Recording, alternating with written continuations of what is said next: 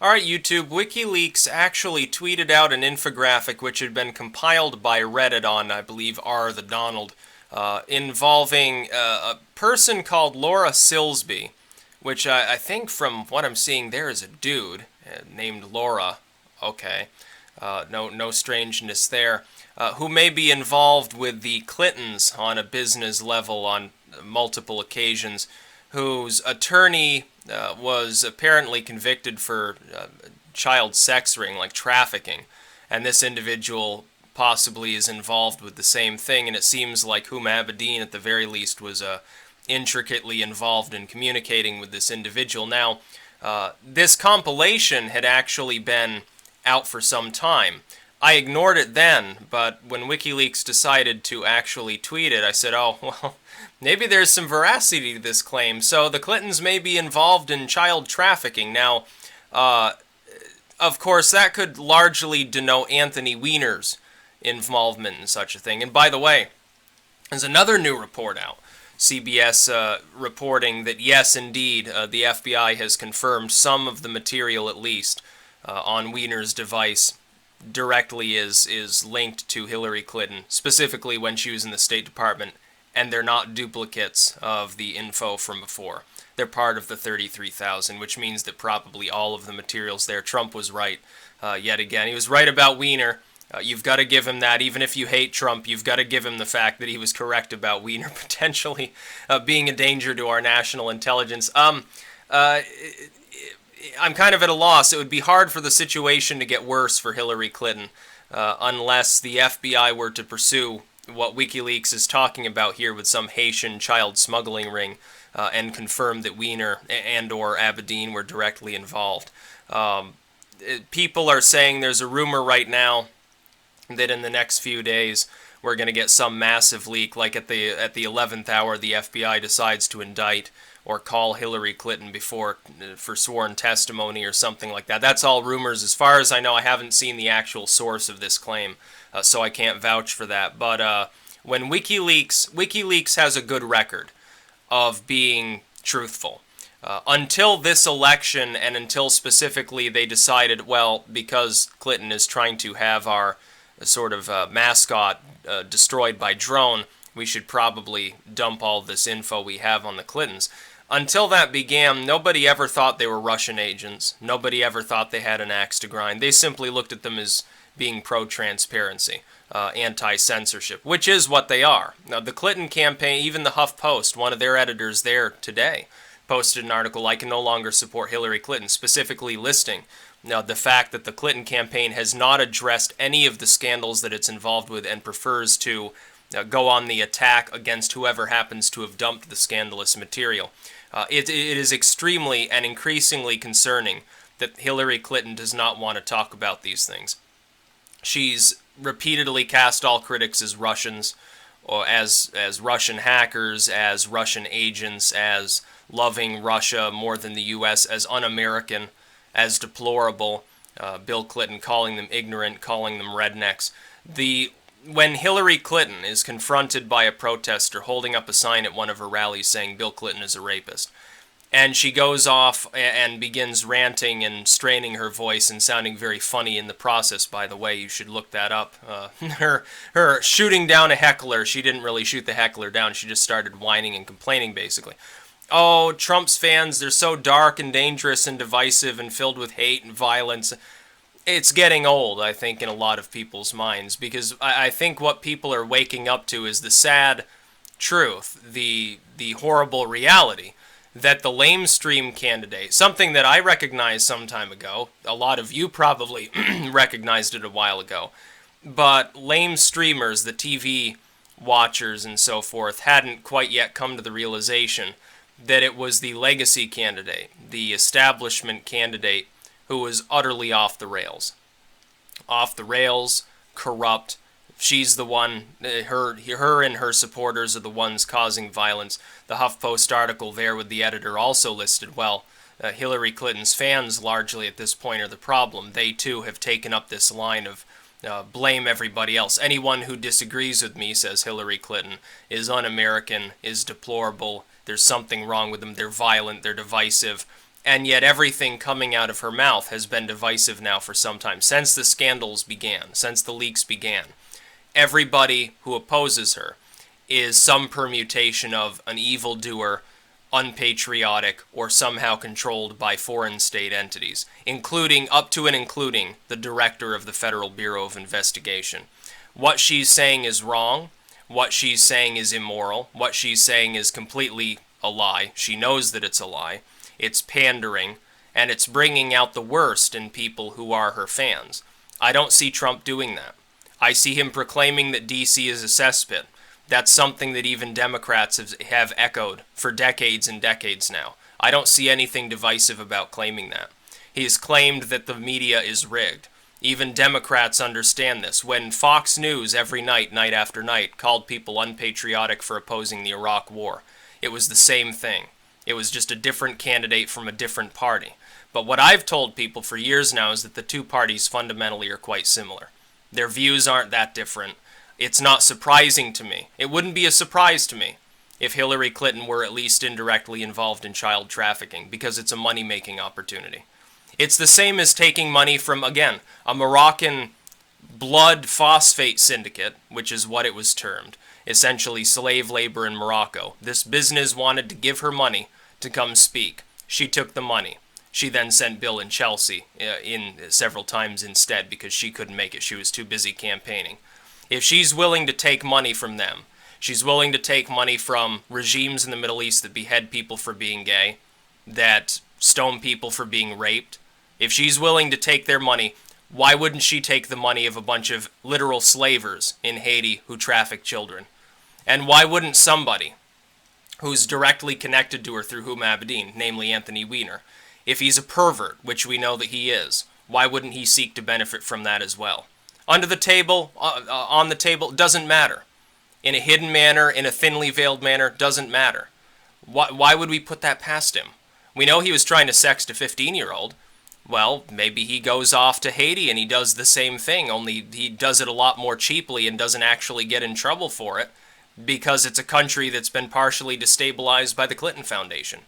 We've got the FBI directly now investigating pay-to-play there. We've got evidence now, absolute proof, that some of the material that was apparently backed up inadvertently to Huma Abedin and Anthony Weiner's devices is from her tenure at the State Department. This is material that she claimed was nothing more than yoga classes and Chelsea's wedding. 650,000 emails pertaining to yoga. Okay, yeah, that sounds sensible to me. There's a problem here. Something is rotten in Denmark, and I smell a rat. And that rat's name is Hillary Clinton.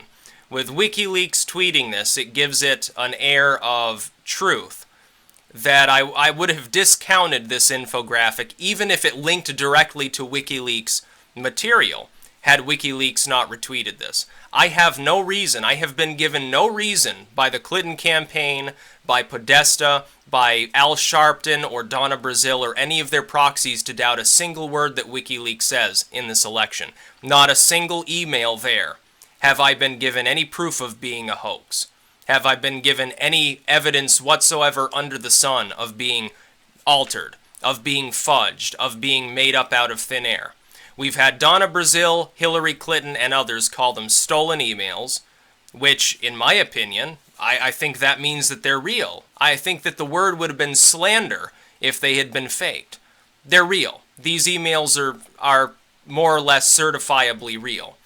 They haven't even outright denied the veracity of this material. The only one they trotted out to do that was Tim Kaine. He very quickly shut up about it. I wonder why that's the case.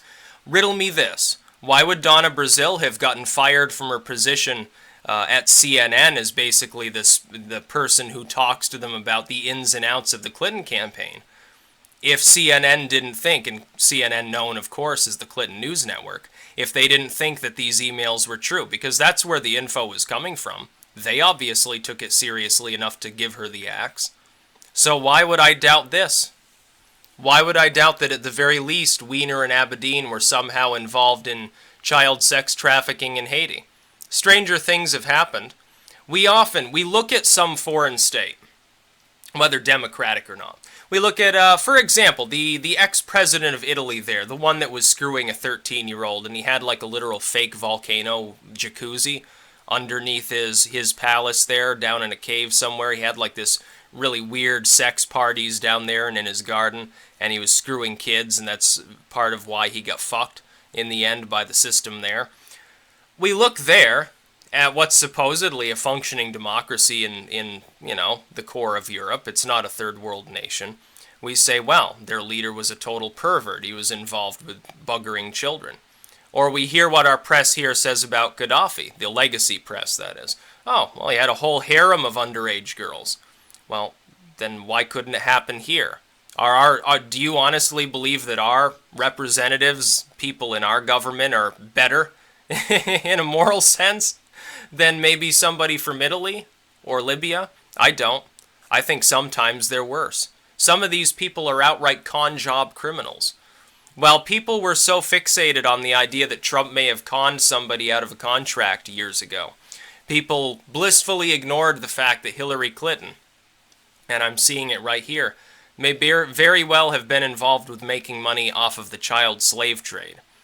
Now that, again, it wouldn't surprise me. The same candidate that's ranting about women's rights takes money, tens of millions of dollars, from regimes that oppress women in the most brutal fashion. You will not find that kind of oppression anywhere in the civilized world that you'll find in Qatar, in Saudi Arabia, in a place like that. These regimes that screw their workers, they're essentially limited monarchies like Morocco or something like that, or an oligarchic system, a corporatist system, whereby people are more or less enslaved. There's basically a form of indentured servitude there, where people work for a few pennies a day. She rants about workers' rights here when she's talking to us, the American people, and yet she's taking their money too. She talks about gay rights. She talks a big talk, but is she willing to walk the walk, or does she keep taking money from these states? The answer is the latter. So why would anybody under the sun think that she's honest about anything? Why would you think, if she cared that much, she wouldn't be taking these people's money and setting up appointments to go over to Saudi Arabia and parade around like a princess and ramble about how great everything is, or about her chai tea, or anything else? She wouldn't be doing that. She's a psychopath. She's a lunatic, is my estimation of her character. I think the dementia began to kick in long before we've actually got physical evidence of it having kicked in. That being said, it looks like there might be veracity to this claim, and I really hope that the Federal Bureau of Investigation takes this case up too. At the very least, Huma Abedin and Anthony Weiner appear to be directly involved. And if Clinton knew about it, which she knows about everything that her staff is doing, then she should be in a cell also. I think it's very, very troubling. Unfortunately, unless it penetrates the legacy media, it's more difficult to get the normie folk to actually pay attention to it. Like, if you're on this channel, chances are you're a little bit outside of mainstream, as far as what mainstream currently is. Chances are you may not pay as much attention to TV, may not care so much about Hollywood, maybe you like something else. That's because that's the sort of person that's attracted to knowing the truth in this day and age. If someone doesn't care about the truth, they're still largely paying attention to talk show AM radio, or they're watching Fox News or MSNBC or CNN or something like that. It's gotten so bad, her campaign has gotten so scandalous now, that even those elements of the legacy media are actually reporting on these things. That's why I think she'll lose. No, I don't think she's going to steal votes and win. By the way, as an aside to the people that are bringing it up, those graphics that show these news website, like affiliate sites, that have like preloaded results for the election or something, I have a feeling that those are placeholders and that that's not evidence of rigging, especially since it would be kind of difficult at that point to rig it, because they'd have to build a totally new graphic to rig it with, because if they simply posted those same images, that'd be a little bit conspicuous. In fact, it would be evidence that the election was a total sham, and it'd probably lead to a civil war. So I don't think that that's true. I think probably they were built weeks ago as placeholders, back when Trump was honestly down by roughly the total that you see on those graphics. I don't think it's going to look like that on election night.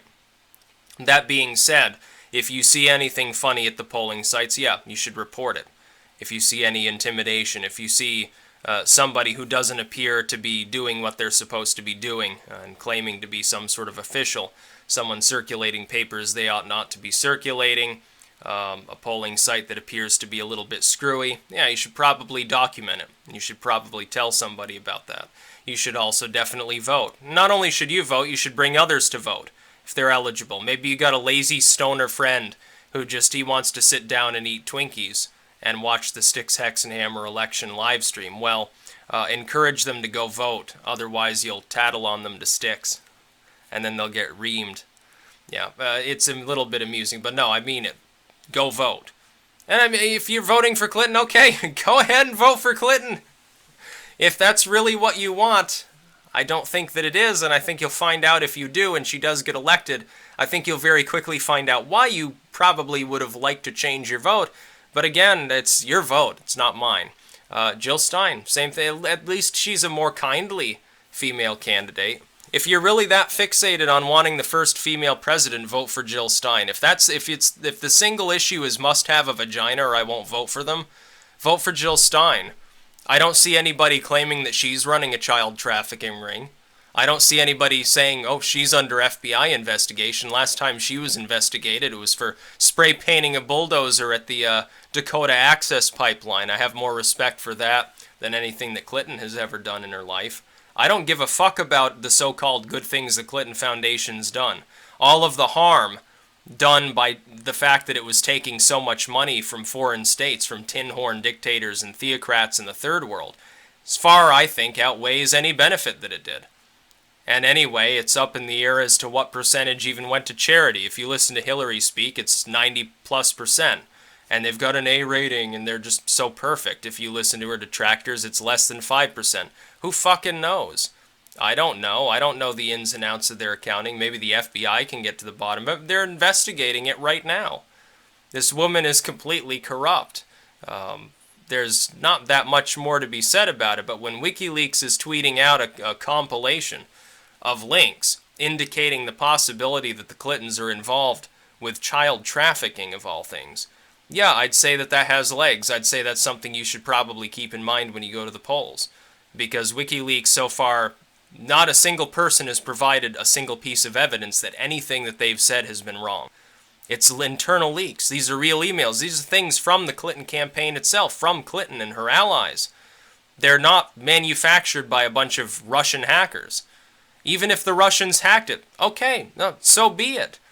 I still don't hear any of the Clinton campaign people saying that these are inaccurate, that they're doctored. The only one who ever claimed that was Tim Kaine, and he framed it in the form of a question. Oh, well, maybe they're doctored, I don't know. And then he shut up about it. That's because they're real. So it looks like Clinton was caught with her clitoris in the beehive. I like making that reference. That's about all. Peace out.